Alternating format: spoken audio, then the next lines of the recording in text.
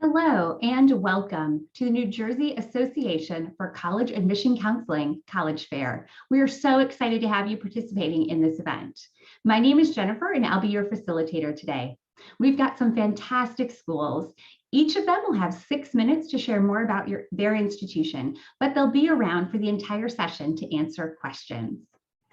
Additional housekeeping announcements for you are your camera and your microphone are off, so the panelists cannot see or hear you. So how do you ask those questions? You can use the Q&A button on your screen to type your questions to our presenters at any time. You can leave a question for any and all of our representatives to answer, or you can direct your question to a specific school by including the name of the school with your question. That way the representative will know you are hoping to hear from them directly. This is just one of many different sessions that are happening. We hope that you are signed up for additional sessions in this round of programming and in the other programming that is coming up as a part of the New Jersey ACAC programming. You can still sign up though. It is not too late. Just head back to that website where you can see the schedule and you registered initially to join us again. And this session, as well as all sessions, are being recorded and they're going to be available at that same website in the coming days. You can find those presentations at stryscan.com/New Jersey. I'm excited to turn it over to our very first school today. We are going to be learning all about George Mason University. Excellent. Thank you so much. Good evening, everyone. We appreciate you taking some time to join us. I am going to go ahead and share my screen. Hopefully you all can see it now. My name is Marshall Adams, and I am one of the admissions counselors here at George Mason University. George Mason is located in Fairfax, Virginia, which is just outside of Washington, D.C. So we are a D.C. area school. Here in just a couple of slides, I actually have a map to show you that will show you how close we are to D.C. But Mason this year, we are celebrating our 50th anniversary. We are one of the younger institutions in the state of Virginia, but just because we're young doesn't mean that we're not prominent. We do have a lot to offer. We have a massive alumni base, and I'm excited to take a couple of minutes to speak with you all about that this evening. Okay, so first and foremost, we are the largest Tier 1 research institution in the state of Virginia. So that sounds really fancy, but what it means for you as students is that we are focused on getting you research opportunities while you are in your undergraduate studies. So by the time you leave Mason, about 60% of our undergraduate students will have completed some type of independent research opportunity on their resume. To give you an example, right now at Mason, we have a handful of students who in the last year have completed research and developed their own COVID test that we get to use on our campus at Mason for our students, faculty, and staff. So for those students that are looking to go to medical school, do some research in the sciences, that is a huge resume builder for them right off the bat. But there are tons of other research opportunities at Mason. We do have over 10 research centers on campus, as well as a variety of research opportunities within our programs and departments, which as well brings me to the fact that we do have over 27,000 students at Mason. So we do have a lot to offer, but you'll also meet a wide variety of people. We are recognized as the most diverse institution in the Commonwealth of Virginia, and we are recognized as one of the most diverse institutions up and down the East Coast. That is reflected in Washington, D.C., which is right in our backyard. That is a cultural melting pot as well. But we are excited to say that we have all 50 states and over 135 countries represented on Mason's campus in Fairfax at this time. We offer over 80 undergraduate majors, so there's a little something for everybody. We do have a College of Engineering, a College of Public Health, a huge computer science program, forensic sciences, all the classical sciences and humanities, English, anything you could want to do with politics as well. So there's a lot to be offered at Mason. But we also offer a large number of accelerated master's programs, which means in 5 years, you can come to Mason and get an undergraduate degree and a master's degree. It saves you time, it saves you money, and it really enriches the academic experience because you get to take your undergrad studies one step further right when you get done with your undergrad career. Now, Being that we are the largest residential campus in the state of Virginia and one of the largest universities in the entire state, we do still keep our class sizes small. Our average class size is about 25 to 35 students with a 16-to-1 student to faculty ratio, as you can see there. Big things to note with that as well. Some of your entry level classes will be larger, but by the time you're in your junior and senior year, those classes can be as small as 5 to 15 students. So you really get that intimate learning environment when it's most important for you. Now, really quick, I did want to show you how close we are to DC. You can actually take a Mason bus for free from our campus to the closest metro stop. It takes about 5 minutes. And then in about 20 to 30 minutes, you can actually be in front of the White House. So many of our students will do internships in the DC area. These are high level internships with the FBI, the CIA, every news organization you could possibly think of, Fox, CNN, all the international organizations as well. So there is a lot of opportunity for our students, and leveraging DC is a very, very important part of that as well. There's nothing like being able to talk to a student who takes their classes in the morning and then hops on the metro, and by 1 p.m. in the afternoon, they are at the Pentagon doing a high-level internship for the federal government or one of the other private sector industries that's available in DC as well. As well, I do want to talk about a couple of our LGBTQ resources before we wrap up. At Mason, we do have a number of student clubs and organizations that represent our students on campus. We do have a Pride Alliance, Gay Straight Alliance as well, and then a couple of other student organizations that really focus on the different communities within the LGBTQ community as well. So we want students to have a place and feel represented. Our students in the LGBTQ community are also represented well on campus in general through the Queer Student Leadership Council. That is a very active council that works with our university leadership at the higher up levels to make sure that we have initiatives passed and to make sure that this group of students isn't left behind. We do offer gender inclusive bathrooms on campus. We also offer the opportunity for you to go by your preferred name. The university does recognize your preferred name and identity, whatever that may be. So we do want to work with you on that. We can change your name on the class rosters as well as on your email, on your student ID, and those things as well, because we want you to feel comfortable. We also do offer living learning communities for our LGBTQ students. That is a community of like-minded students. It can be students who identify as LGBTQ, but it can also be our allies as well who want to live on that floor. So you have a safe and welcoming community within the dorms. And then the last thing I just want to talk about real quick is our Pride Week as well. So we don't just have a Pride Day, we do have a Pride Week at Mason. It's part of the bigger DC Pride Week as well. So it's a fun time to be on campus and celebrate. So I will wrap it up with that. If you have any questions for me, I would love to hear from you in the Q&A, or you can also use the QR code on the screen to find your Mason counselor and get in touch with them. But thank you everyone again. Thank I you, appreciate your Marshall. time. Yes, thank you, Marshall, for starting us off today as the very first school and sharing all about George Mason. All right, we're on to school number 2. We're going to be hearing from Macalester College. Hello, everybody, and good evening. My name is Jace Riggin. I am an assistant director of admission at Macalester College, and I use he, they pronouns. Macalester College is a small liberal arts college of about 2,200 students located in the Twin Cities metropolitan area. The Twin Cities is located in Minnesota. It is the affectionate name for Minneapolis and St. Paul. We are on the St. Paul side of the river. Minneapolis and Minnesota are great places to call home, and we love calling home in the Twin Cities. We have some famous artists in the Twin Cities. You'll see notably Prince as well as Lizzo up there. And we're very close to nature. We have Lake Superior just about 3 hours to our north, as well as over 60 different state parks and recreation areas available to Minnesotans.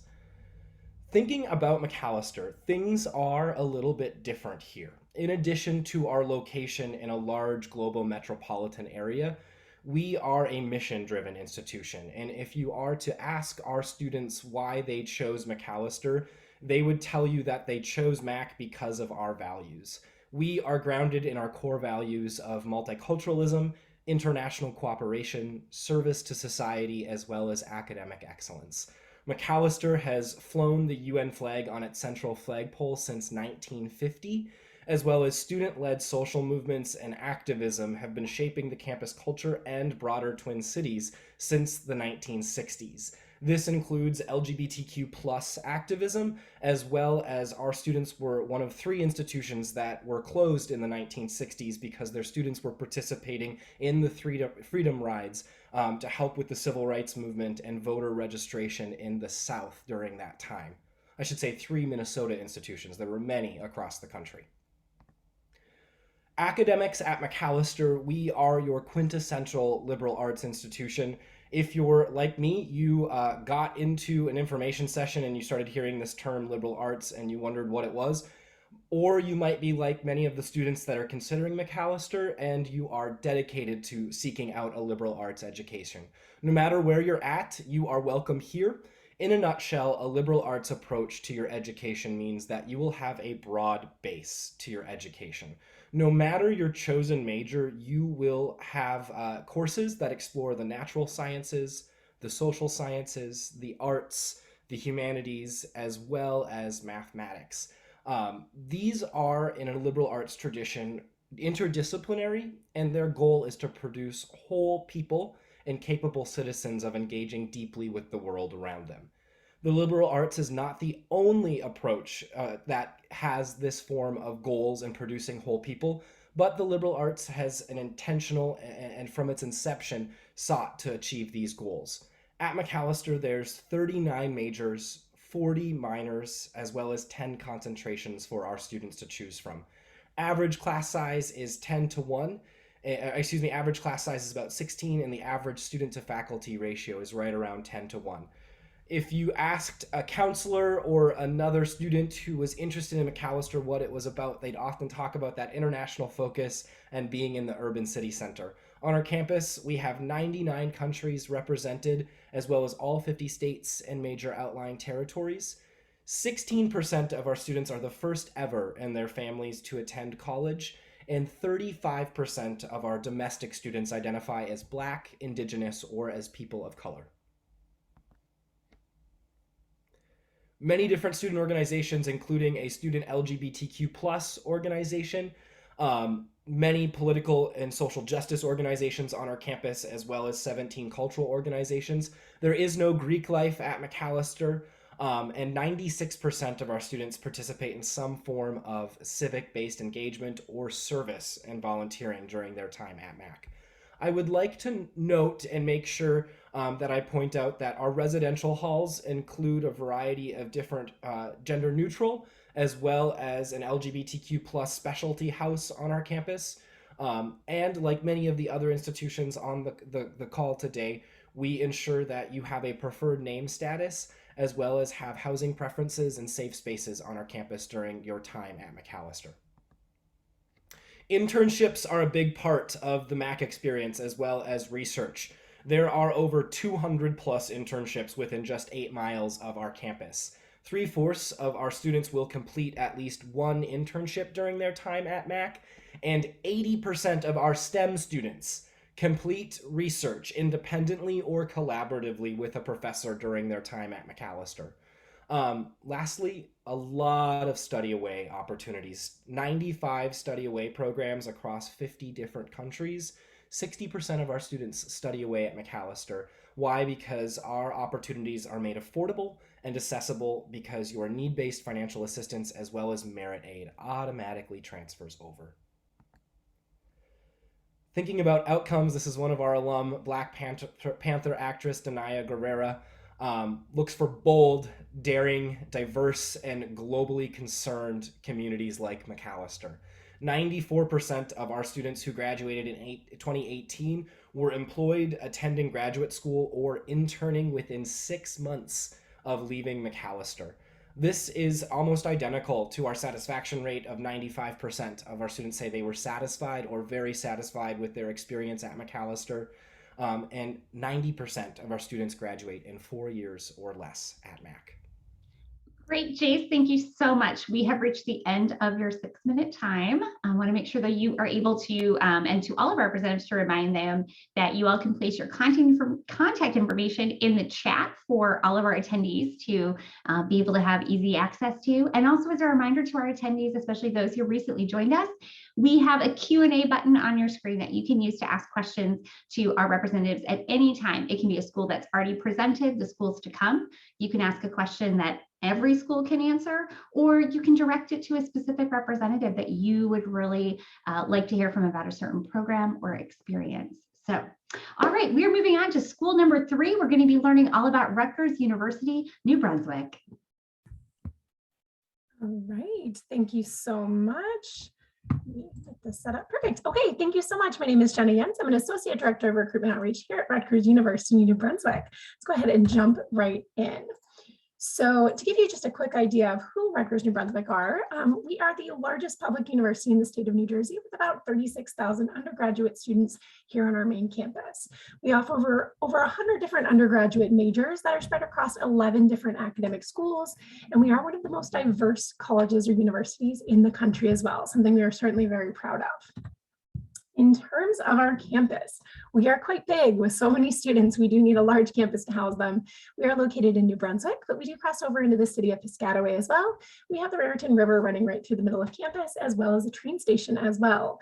We are centrally located in the state of New Jersey. We're about 45 minutes or so from New York City. You can get there either by car or by New Jersey Transit as well. As I mentioned, the train comes actually right through the middle of campus, right next to our bookstore. So it is very easy to get in and out of the city. You can also get down to Philadelphia as well in about 90 minutes or so. Our campus is split up into 5 different neighborhoods that all have a little bit of a different feel for them. You can see them here split up as well. Some of them are a little bit more urban. Our College Avenue campus is right in the middle of downtown New Brunswick, while our Cook and Douglas campus feels a little bit more open. You're going to get wide open fields and a lot of trees, almost feels a little bit more rural. So regardless of what you're looking for, we probably have something along those lines. In terms of our academics, we are split across 11 different academic schools. The way it works for admissions is on your application, you're going to let us know which of these schools in red, the first year schools, you would like to be considered for. You're actually going to receive an admissions decision separately for each of those academic schools, and then you can select any of the majors that are offered by that academic school. We do have the opportunity to potentially transfer between schools as well, since they do offer different majors. Only other thing to know in terms of the application side of things, Mason Gross School of the Arts does require either a portfolio review or an audition as part of their application process. Now let's jump into the student organizations now that we got through some of the nitty-gritty. Wanted to touch on some of the different resources that we have here on campus and ways for our students to get involved. In terms of student organizations, overall we have over 750, but the ones that I wanted to highlight today, we have fraternities and sororities that are focused around LGBTQA issues. We have Out in STEM for our STEM focused students. We have religious organizations, just highlighted one here, Queer and Christian. Rainbow Pines is actually part of Douglas Residential College, which is for students who identify as female. That does have a residential component to it where our students are living together as well. And then we do have some other affinity groups as well, such as the People of Color Alliance. In terms of housing, lots of different options here. I know several of the other schools have mentioned this so far. We do have gender neutral housing if that's something you're interested in. We also have roommate matching. If students want to indicate that they would like to live with another student who's interested in LGBTQ issues, we can absolutely pair those students up as well as living and learning communities. We have quite a few. The one that's probably most applicable for today is our Rainbow Perspectives living and learning community as well. Sorry, just moving stuff around. For community as well, I love this program. As part of our orientation week, community is actually a leadership retreat for students where they're not just focusing on LGBTQA issues on campus, but they're also actually focusing on student leadership and how they can be mentors to other students, be allies on campus as well. So that's a very unique incoming student program. And then lastly, I wanted to highlight Transit RU. We have offices on campus that work with our trans students on everything from changing your name to making sure that they're advocates for you as well. So a wide variety of resources for our students across campus. In terms of events and celebrations, some wonderful things here as well. Welcome Week is for students across all areas of our campus where our students and faculty and staff members really work to make our incoming students feel welcome. However, our Center for Social Justice also does a large Welcome Week programming specifically for LGBTQ issues as well. So that actually lasts 2 weeks and has everything from student panels to happy hour and socials. We had a big queer game night this year, so that was a new one as well. So lots of ways to get involved and get to meet other students. Check my time. Last one I want to note on this one as well is Gapril. So at Rutgers, we affectionately call it Gapril, and we take an entire month to celebrate. So that is one of the most exciting times of the year, I will say, similar to some of our Welcome Week activities. We're having student panels. We bring different speakers on campus as well, and just a really, really great way to get involved. And coming up in time, so let's talk quickly about applying. We do have both the Rutgers application and the coalition application as well. Either one is completely fine. You will not need to submit your transcript as part of the application process, but we do use the self-reported academic record, which is an online system where you're going to enter your grades and your courses. So just be aware of that. We are test optional through 2024. So my sophomores and above, no need to worry about that. However, if you would like to submit them, you are absolutely welcome to do so.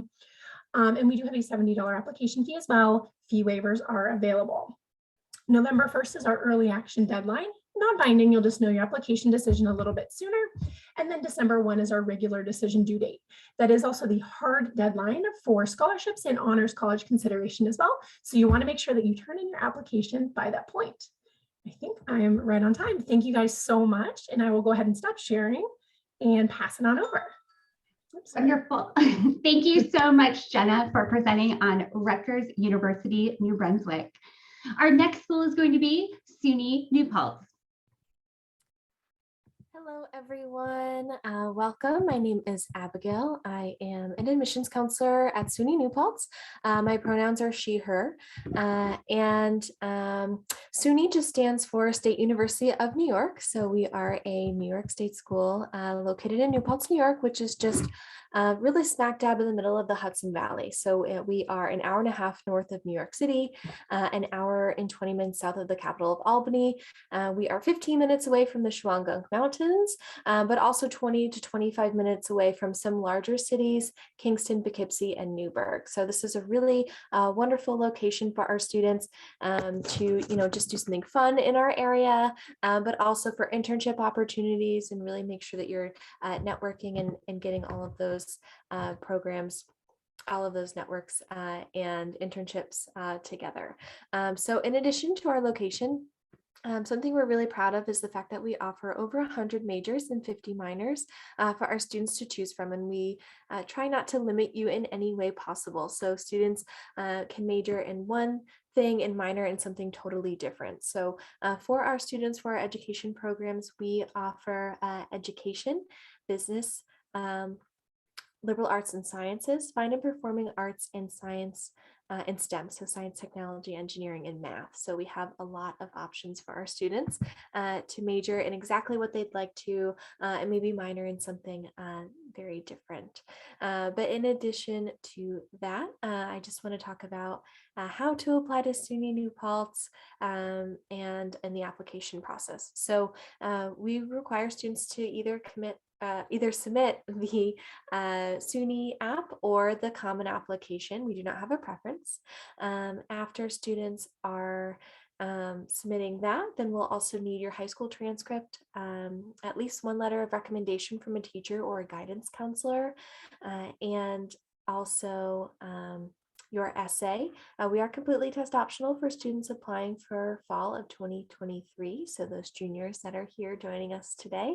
And on that high school transcript, we'll be looking to see that you've completed 4 years of English, 4 years of social studies, 3 to 4 years of a science with a lab, and 2 to 4 years of a language other than English. For those students that are interested in studying those STEMs, you do need to have that Algebra 2 trigonometry. So the average of our accepted students have about a 3.5 GPA. That is not a set number. We take higher than that 3.5, but we also take a little bit lower than that 3.5 as well. To be considered for a merit merit-based scholarship, we're looking for about a 3.7, 3.8 GPA to be considered for that merit-based scholarship. And for some deadlines for students applying, we ask for students that are interested in applying for early action to apply and get all of your application materials to us by November 15th. If you get all of those things to us by November 15th, we guarantee you a decision by January 1st, and then you have until May 1st to complete that pre-enrollment deposit and commit to New Paltz. So you have quite a bit of time. It is not easier or harder to get into New Paltz if you apply early action consideration or if you apply regular consideration. In addition to the application process, we have, since we are a State University of New York school, we have a lot of study abroad programs. We have programs on 6 out of the 7 continents, and our students are able to access over 1,000 programs. In addition to that, on our campus, we have over 200 clubs and organizations for our students to get involved in.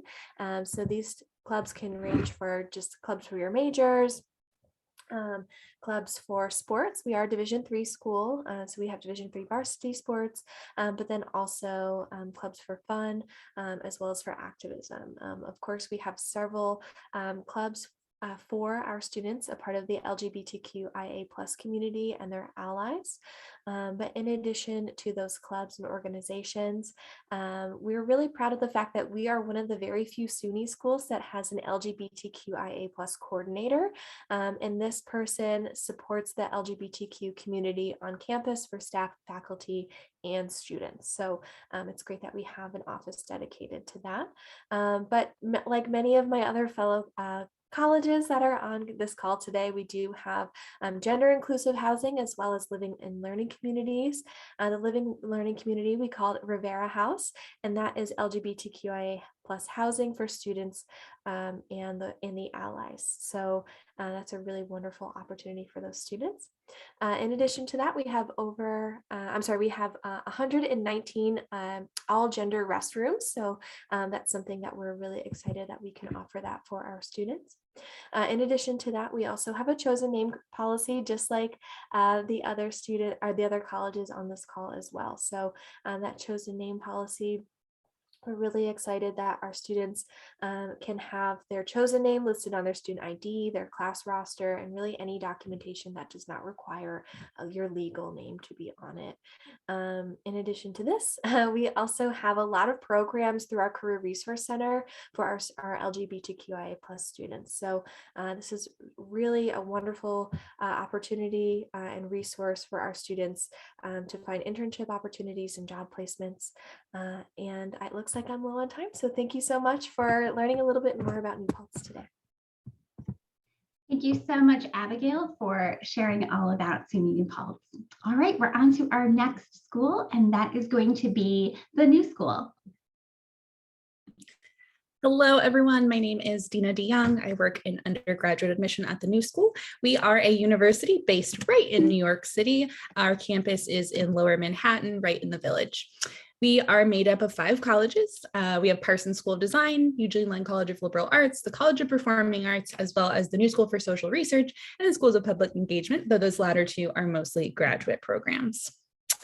Lang is really a quintessential liberal arts program. So that got mentioned earlier. Liberal arts is really about learning about the thing that you're interested in versus doing the thing, which is what kind of differentiates a liberal arts degree from a BFA or a bachelor's of music, something along those lines. Small class sizes and discussion and project-based learning are really at the heart of what you're going to experience at Lang. Parsons is our largest college. It is the #1 art and design college in the country and one of the top in the world. So it's a really good place to be if you're interested in the visual arts. And we have a tremendous amount of gallery space, making space on campus, and that's actually available to all students. That's pretty unique. That if you are a Parsons student in a different major, or perhaps not a Parsons student at all, you can still, use our really cool knitting machine from Japan or learn to 3D print. There are a lot of opportunities for you to get creative, whether you're an arts major or not. And then finally, we do have our College of Performing Arts, which is made up of a classical conservatory, a jazz and contemporary music program, and a drama conservatory. And we have a Parsons campus in Paris. It's much smaller than our New York campus, but it's a really cool opportunity, whether for a full 4-year experience or for studying abroad potentially, to be studying right by the Louvre and have a really different slant on the art and design practice you might already be studying in. So all of that is under the umbrella of the New School. We are a comprehensive university that's really designed for you to be able to get a little bit of everything that you're looking for. We have 10,000 students on our campus. We have representation from all 50 states, as well as 116 different countries. And we actually are the most international university proportionate to our size in the country, with close to 40% international students on our campus. So there are truly going to be students from all over the place that will be your neighbors and classmates if you did end up at the New School in one of our 134 different programs or 5 colleges. As I said, being able to study across the university is kind of one of the key things about the way our university works. And we have a couple of ways to do that. We have a BA BFA program where you can get a degree at our liberal arts college, as well as our School of Jazz and Contemporary Music, or Parsons, at the same time. And then we also have opportunities for students to start working on their master's degree while they're undergraduate students. Probably the simplest way, though, to study across the university is by using our minoring system. We have over 50 university-wide minors, and you can minor across colleges. So if you are a photography student but really love creative writing, or maybe even music composition, or vice versa, all of that is possible at the New School. I want to give you a little bird's eye view of our campus. As I said, we are in the heart of downtown Manhattan in the Village, and our campus is integrated into the city. It's not an enclosed campus, so looks a little different than maybe some of the other campuses that you're going to get to know here from my colleagues. But I definitely encourage you to check out our virtual tour if you are interested in getting to know us a little better. And we are also open for in-person tours. I'm not going to spend a ton of time talking about the application requirements, but we do use an early action and regular decision system, similar to what SUNY New Paltz just said. It is totally up to you about whether you want to apply then, and it's not about it being easier or more difficult to get in. It's really just an opportunity for you to get your decision sooner rather than later.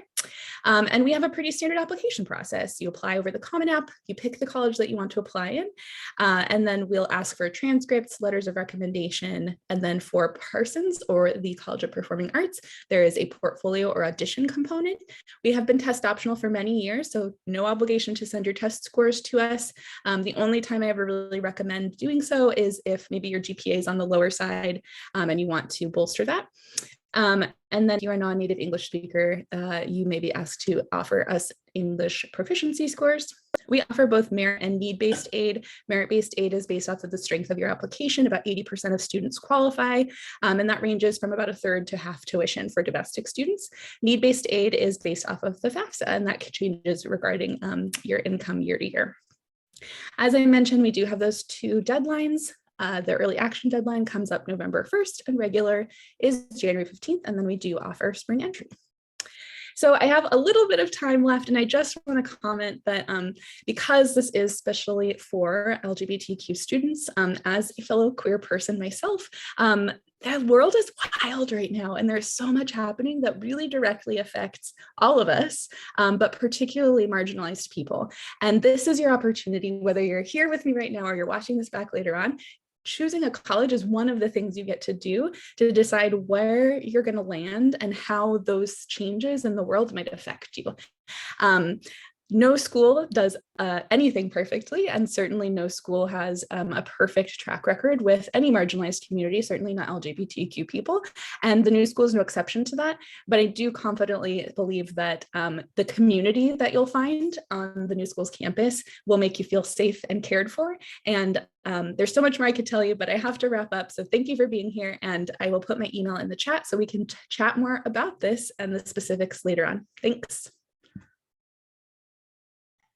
Wonderful. Thank you so much, Gina, for presenting on the New School. All right, we're on to the 6th school in this 6x6, the University of San Francisco. Hello, everyone. My name is Sergio Maravilla. I use he, him pronouns, and I'm here representing the University of San Francisco. Located in the wonderful city of San Francisco, as the name says. I'm very, very happy to be here to share more about what we have to offer and especially how we connect to the LGBT plus community specifically as well. To start off, the University of San Francisco is a private Jesuit Catholic university located in the heart of the city of San Francisco, like we like to say. We have about 6,000 undergraduate students, or about a medium-sized university, with an average class size is about 26 students. So we really do provide that kind of personal relationship, as well as that really that community-oriented one as well. Additionally, we have about 44 different majors that students can choose from, with about 70 plus minors. We also do offer a liberal arts education, so please expect to take a variety of classes in multiple disciplines before you graduate from USF. Biggest thing that we are aligned with is our USF mission and values. We have three main ones, and that's going to be care for the whole person, regarding your mind, your body, and your soul. Second one is being a person for others. And then the third one is our commitment to social justice and diversity. While those values did originate within our Catholic tradition, we have found that those values are universally accepted and are usually what makes students pick USF at the end of the day, because they want to be part of that university where they not only get a college degree, but they're also surrounding themselves with like-minded people who are also very community conscious. And then additionally too, the way that we do represent our university is through our student population. From this graph, you can see basically our ethnic and racial diversity for our fall 2021 class. We were actually ranked #1 for ethnic diversity on a college campus this last year, which we're really, really proud of. But also too, we have a variety of support services as well for a variety of students. For example, we have our intercultural centers on our campus, our Black Scholars Program, our Muscat Scholars Program for first generation college students, and about 100 plus different student organizations students can choose from. And on the bottom two, you can see that 30% of our student population identifies as first generation college students, where their parents did not attend a four-year university. And also about 29% of our student population comes from family backgrounds that make less than $50,000 a year. So USF is a private university located in the city of San Francisco, so the expenses are quite high. However, we always want to make sure that doors are open for students who may not think college is a possibility in the first place. Additionally, too, at this time, I do want us to talk about our support services specifically for the LGBT plus community. Being in the city of San Francisco, we acknowledge a community and the culture that we're being a part of. So the biggest thing that we do offer is our Gender and Sexuality Center on our campus, which provides a variety of student services, communal spaces, as well as just a celebratory space for the community. And additionally, too, in our residential halls, we do have gender inclusive housing with gender inclusive restrooms for students as well. Additionally, too, other special events that we host includes our lavender ceremony, which is basically a graduation for our LGBT plus community. We have a gender affirming clothing closet, free access to all of our students.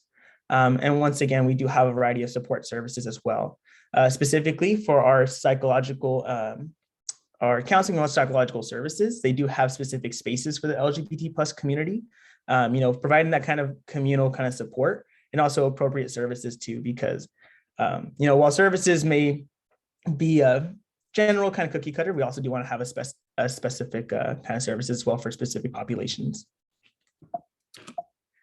Another big thing too is our location. I love this little graph just because I know it's a cartoon, but it is pretty accurate in regards to where we're located. We're located in the heart of city San Francisco, like I said before. So you're really, really easy accessible to, our downtown areas, far northern parts such as, Fisherman's Wharf, Alcatraz, the Golden Gate Bridge, some globally recognized locations. And then also too, on the left side of this map, you'll see, that purple space. That's more residential side of San Francisco as well. Students are kind of surprised sometimes that they'll come to USF and they'll see a residential kind of side of San Francisco that they probably wouldn't have expected. So I honestly think it is the best of both worlds, where you get to kind of get this calm, very safe space for your college education, but also the excitement, the adventures of the city of San Francisco. Additionally, too, we always like to highlight that as a USF student, you have full access to the bus system of San Francisco. So that makes getting around very, very easy. So if you live off campus, if you have an internship, or you just want to go exploring in the city with your friends, that's totally easily doable with your USF ID. Additionally, too, San Francisco is, like I said, a global hub for, LGBT community activism and culture. You'll be able to immerse yourselves, learn more about yourself and also the world around you in a very inclusive community being in San Francisco.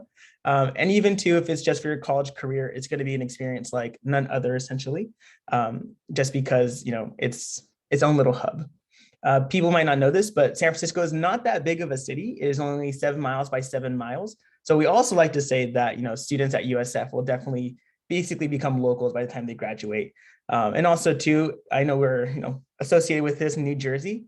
It's going to be a great time because you'll be a local, family ever visits, your friends ever visit, you'll be able to know where all the spots are. I just want to thank you all so much for, you know, hearing my little talk. I'll drop some information stuff in the chat. I definitely look forward to anyone, you know, if you reach out. Thank you all so much. Awesome. Thank you much, Ajir, for presenting on the University of San Francisco. All right, so we've reached the end of our formal 6x6 part. We still have a couple minutes together, and I want to make sure that our attendees can get contact information from the chat. Any of our reps who would still like to share their info are able to do so. And any of those last questions for the Q&A, we've had a couple good ones.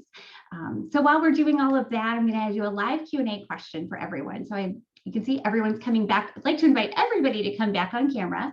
You're going to answer in the same order that you presented. So we will start with George Mason, work our way to the University of San Francisco. When the person ahead of you finishes, just feel free to turn on your microphone and answer away. I won't call on you all. We'll just flow person to person. So the question I have for you is, what is you know, a really unique campus event or program that is specific to the LGBTQ plus community at your institution? So we will start with our George Mason rep. So at Mason, I think one of the big things that stands out for us in the LGBTQ community is our living learning community for LGBTQ students. So this guarantees that year round, you will be able to be living in a dorm community where you are given resources, funding, a budget to do things with other students within the community. This community is a big part of putting on our Pride Week.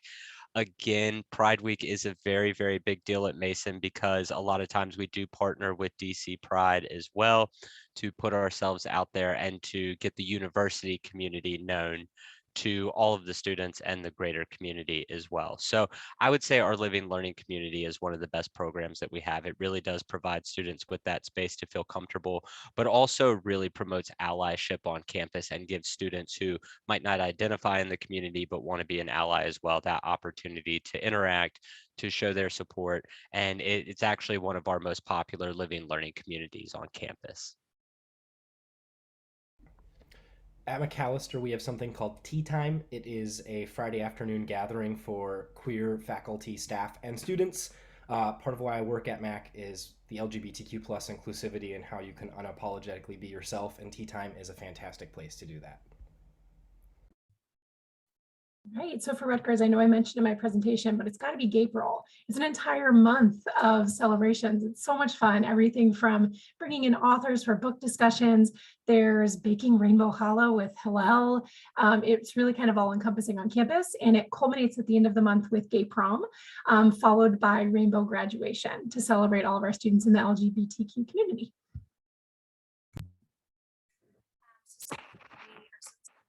Paltz is that we have a lavender celebration for our LGBTQI plus students, and this is a graduation ceremony for those specific students, and you get lavender cords, and it's a really wonderful ceremony, and you know, we're just so happy that we can recognize our students in that way.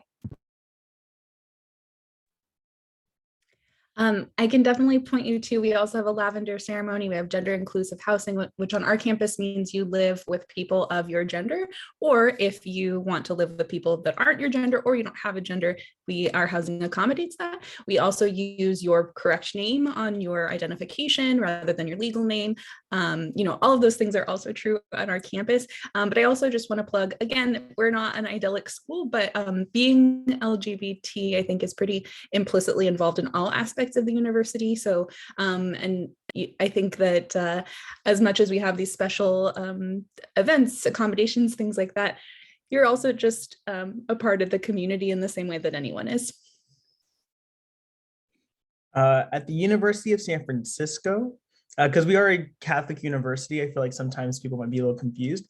But I think something that's really unique about USF is that we do have a university ministry on their campus that has LGBT plus programming at the forefront. For example, there's events such as Breaking Bread and the Binary. So it's really nice to have these kind of conversations of spirituality and identity, but not also kind of just shying away from the topics, especially with like historical knowledge, but having those active conversations and making things right. So I think that's also something very unique to USF. Awesome. Thank you all for sharing. I hope that for anyone watching, whether it's live or a recording, you're thinking, I need to go check out these events more. I need to check out each of these campuses. 6 minutes is only a sneak peek of what every one of these communities has to offer. There is so much more to share. So I hope maybe there's one school or two that drew you here tonight, but you're actually thinking, I need to go learn more about all 6 of them. And that this has really, piqued your curiosity and helping you in your college search process. So thank you to our representatives for sharing not just those facts and figures, but the excitement, the passion you have, the energy for your students' experiences in and out of the classroom. For everyone who is watching, like I said, I hope this is a great part to your college search of kicking it off and opening up new doors and avenues for you to explore. It can get a little stressful, but I promise the college search process is so fun, finding your next campus home. All right, now the logistics of wrapping up, everybody. Let me pull that up here. Okay, so there will be a very quick 5-question survey, students. I promise it is very short and easy. We would appreciate any feedback that you can provide. We hope that you will sign up for more sessions, that you've already attended some, but head back to strivescan.com/New Jersey to check out the schedule, and it's still time for you to register and join us for more. And remember, this recording, as well as all session recordings as a part of this programming for New Jersey students, is available at the same website where you registered, strivescan.com/New Jersey. Thanks again, everyone, for taking time out of your day, and all the best in the end of this school year as it quickly approaches. Bye, everyone. Thank you.